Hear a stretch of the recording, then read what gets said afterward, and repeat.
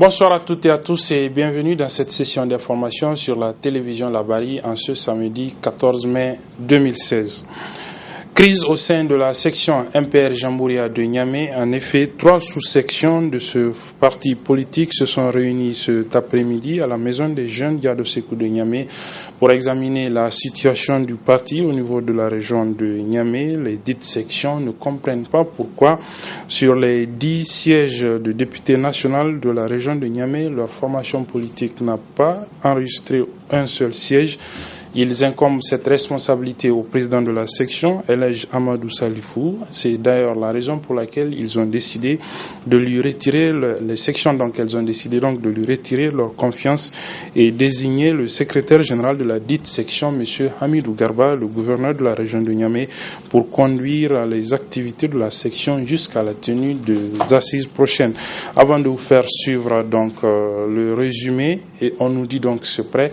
Ils ont fait savoir donc cette décision de retrait de confiance à Amadou Salifou, les 3 sections MPR Jamhouria de Niamey. Ils l'ont fait savoir il y a quelques instants au cours d'une déclaration résumée pour nous ici par Adamou Soumana et Ibrahim Abdou. C'est une foule immense de militantes et militants du mouvement patriotique pour la République, la section de Niamey, qui a envahi les locaux de la Maison de la Culture Diado Sekou à l'occasion de cette assemblée générale extraordinaire. Une assemblée qui a réuni les militants des 4 arrondissements communaux sur les 5 que compte la capitale afin de décider de l'avenir de la section MPR Jamhouria, section de Niamey.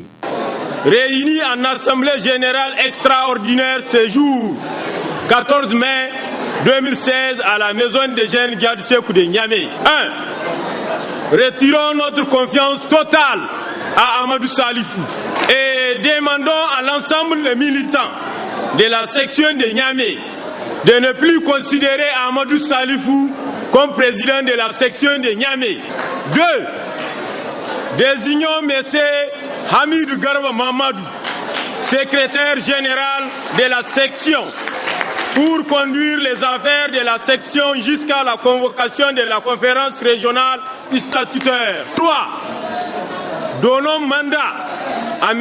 Hamidou Garba Mamadou, secrétaire général de la section, pour redynamiser les instances et les organes du parti dans la région de Niamey. A noter qu'auparavant, c'était à travers une déclaration rendue publique que ces différents responsables du parti au titre de la capitale ont expliqué à l'assistance les griefs retenus contre le désormais ancien président de la section MPR Niamey, qui lui ont valu le retrait de leur confiance. Une situation qui risque de plonger la 4e force politique du Niger dans une crise politico-judiciaire au niveau de sa section de Niamey. Enjeux et défis de la résistance citoyenne, c'est le thème d'une conférence débat organisée ce matin par le collectif Résistance citoyenne. C'était une occasion donc pour eux de présenter au public les 10 points du manifeste que le collectif a présenté il y a quelques jours au cours de ces manifestations. Je propose de suivre le résumé de cette conférence débat avec nos reporters Ousmane Sédikou et Chebou Guissou.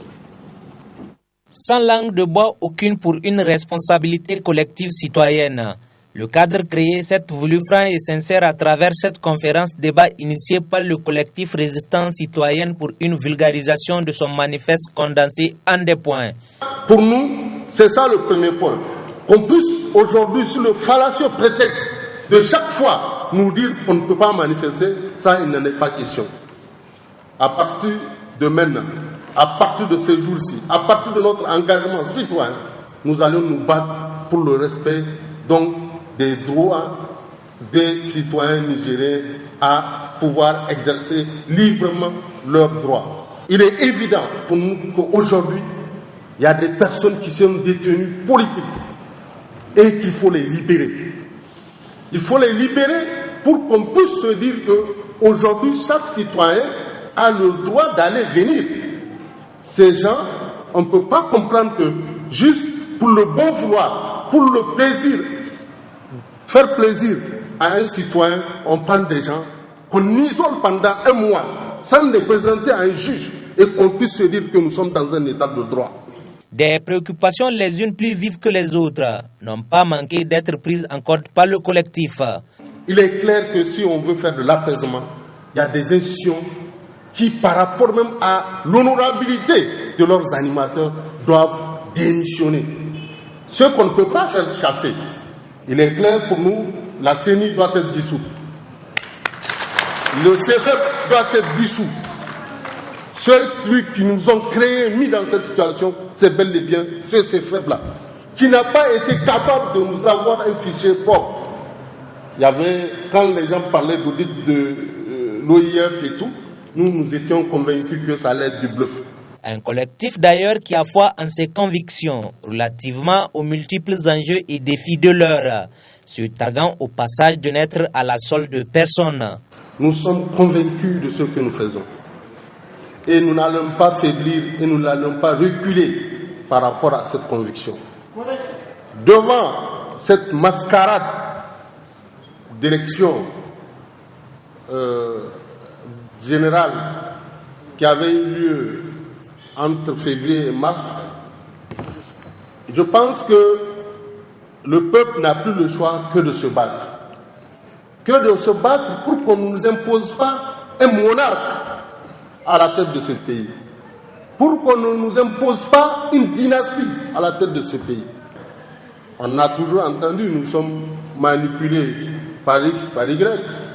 Si depuis 2001 ou bien 99, 90, que nous sommes dans le mouvement citoyen, on dit toujours que nous avions été manipulés, mais qui était à l'opposition à ce moment? Et suivez mon regard. Remarque, suggestions, critiques et contributions des participants auront permis de rehausser le niveau des débats et la qualité des échanges, avec cette nécessité d'une fusion de toutes les forces vives, car animées par une forte dose d'optimisme. Voilà, vous suivrez d'ailleurs l'intégralité de cette conférence débat en partie magazine de notre édition de demain soir, Inch'Allah. Le réseau nigérien des organisations pour la transparence et l'analyse budgétaire, le ROTAB, poursuit sa caravane de sensibilisation sur la création d'un fonds pour les générations futures dans notre pays, conformément à l'article 153 de la Constitution du Niger. La caravane, appuyée par le National Democratic Institute, était hier dans la région de Tillabéri, où elle a eu des rencontres et des conférences publiques de sensibilisation. Le compte rendu avec nos envoyés spéciaux, Abouakar Souley et Michel Deji. La démarche est toujours la même. Informer les citoyens élus du peuple et pouvoirs publics sur le bien fondé de cette disposition constitutionnelle. Nous sommes dans la zone de Tillabéri où l'eau est extrait. Vous savez, la dégradation de l'environnement, de la contamination de l'eau par les produits toxiques, qui cyanure et autres, et qui va continuer encore tant qu'on exploite de l'eau artisanalement et industriellement. Et je vais vous citer aussi des pays africains aujourd'hui qui sont développés à base de ce fonds, de leurs ressources naturelles. Et il y a les Ghana, c'est des pays vraiment anglophones. Jusqu'à présent, on n'a pas un pays, peut-être un pays noir, francophone qui a pu initier ce fonds. Mais peut-être le Niger sera le premier pays qui va l'initier avec un encadrement juridique bien ficelé. Il y a Botswana, il y a l'Algérie, et il y a d'autres pays comme la Norvège aujourd'hui qu'on dit qu'ils peuvent vivre de ces ressources 25 ans sans autres ressources. C'est-à-dire sans prélever de taxes, sans produire quoi que ce soit, ils peuvent faire face à leurs dépenses souveraines avec des ressources de ce fonds. Des messages qui ont été bien accueillis à différents niveaux. Ce que vous voulez faire là, ça va être une compensation par rapport en fait aux dégâts que en fait cette extraction est en train d'apporter sur la nature, sur l'environnement. C'est pour dire en termes terre à terre que très franchement votre démarche est très salutaire.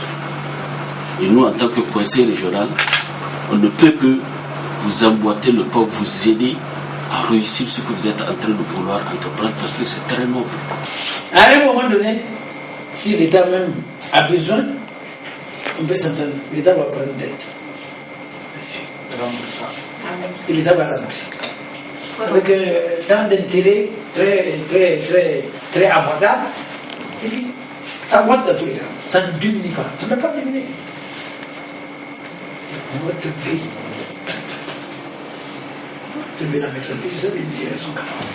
On a trouvé la conférence tellement bénéfique. Parce que penser à un fonds pour la génération future est de notre devoir, nous, la génération actuelle. Donc moi, j'ai donné la proposition qu'on donne les 10% chaque année pour la somme qu'on arrive à avoir pour chaque ressource minière, les 10% de chaque ressource minière. C'est pas réunir le fonds là qui est l'inquiétude, mais comment sécuriser ça? Nous avons pensé que les gens doivent penser d'ouvrir un compte à terme de 40 ans et de déposer les 10% là jusqu'à 40 ans. On dépose chaque année jusqu'à 40 ans. À ce temps-là, on peut profiter de dire que les autres peuvent utiliser ça pour faire d'autres travaux avec ça. Lancé le jeudi 12 mai dernier à Gauthier, cette campagne de plaidoyer va être poursuivie par le ROTAB dans toutes les autres régions du pays en vue d'une meilleure participation et contribution citoyenne à la concrétisation de cette disposition de l'article 153 de la Constitution de la 7e République. Hier 13 mai, c'était la journée nationale de la femme. À cette occasion, dans l'après-midi, une ONG dénommée Action participative pour le développement a organisé une conférence débat dans la salle de réunion du gouvernorat de la région de Niamey. La conférence a porté sur le thème de la journée, à savoir l'autonomisation de la femme en lien avec le développement durable. Nasser Seydou et Adam Soumana nous résument cette conférence.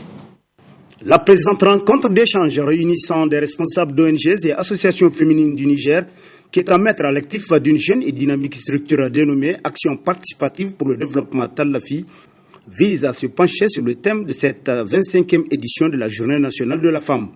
Une journée mise à profit par l'APPD pour partager avec les autres structures sœurs les voies et moyens permettant une autonomisation des femmes en vue de l'atteinte de leur développement socio-économique. De cette conférence, on voulait amener aux femmes d'être autonomes, de prendre acte de leur position sociale.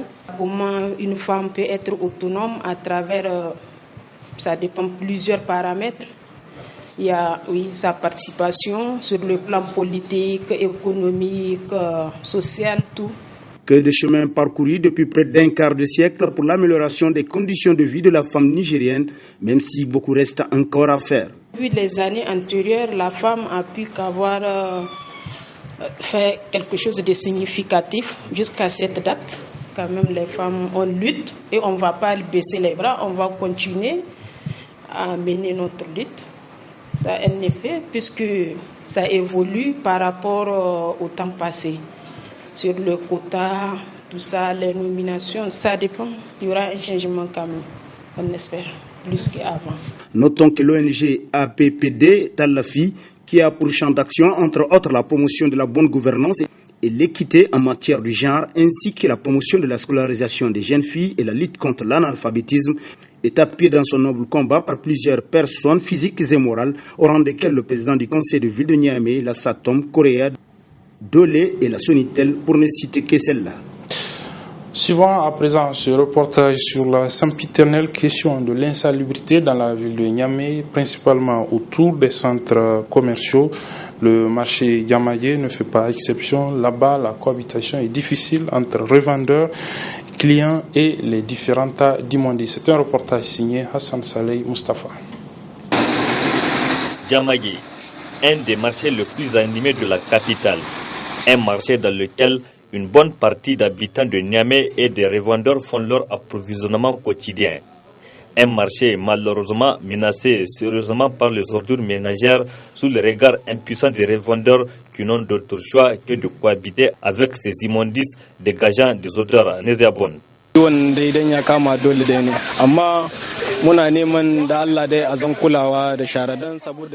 sommes là, c'est malgré nous. Car ces ordures constituent une menace pour nous aujourd'hui.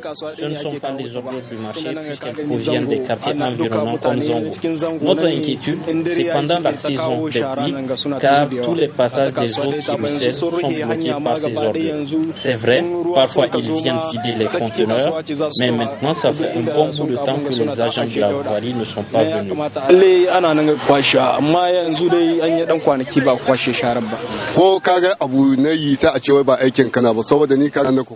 Même si tu veux intervenir pour empêcher aux gens de verser leurs ordures, on te décourage.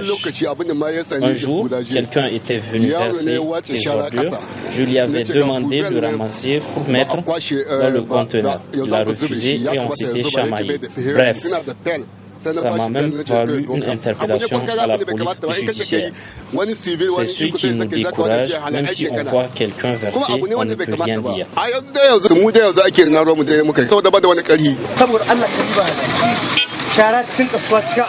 S'il te plaît, regarde ces ordures.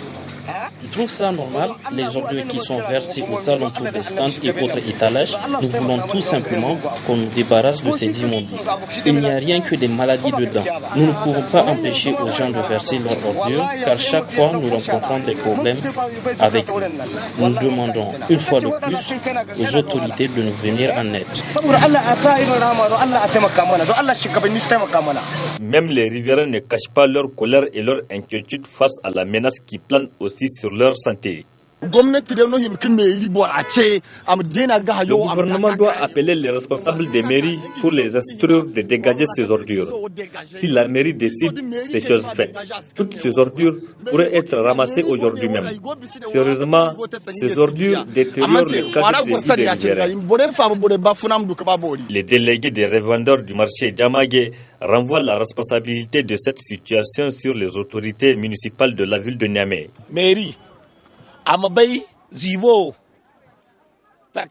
La mairie est bel et bien au courant de l'existence de ces ordures. Elle peut toutefois trouver une solution à ça.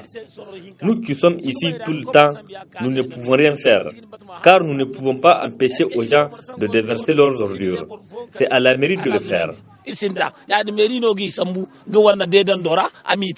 Laxisme ou démission des autorités municipales de la ville de Niamey qui ont échoué dans leur mission d'assainissement de la ville. Ce spectacle, en tout cas qui se passe à la devanture de la résidence du président du conseil de ville de Niamey, le premier responsable de la ville, ne laisse pas les Niameyens indifférents en général et en particulier les occupants de ce marché, les consommateurs et même les usagers de cette voie envahie à plus de la moitié par les ordures, provoquant du coup l'embouteillage à cet endroit précis. Le sport pour refermer cette édition avec la fin, hier après-midi au palais du 29 juillet de Niamey, du premier tournoi féminin de judo organisé par la Fédération nigérienne de la discipline. C'était une activité organisée à l'occasion de la célébration de la Journée nationale de la femme. Ibrahim Abdou Tikire et Soumela Abdou pour le résumé. Un tatami exclusivement composé de filles, c'est le plateau offert par la Fédération nigérienne de judo et discipline assimilée, FENI Judo, à l'occasion de la commémoration de la Journée nationale de la femme nigérienne. Combattante, arbitre et côté protocolaire, tout a été assuré par les judokates. Ce judo féminin nous donne l'occasion de démontrer que la femme peut concilier le sport et ses activités. Cette fête a vu la participation en judo de toutes les régions du Niger.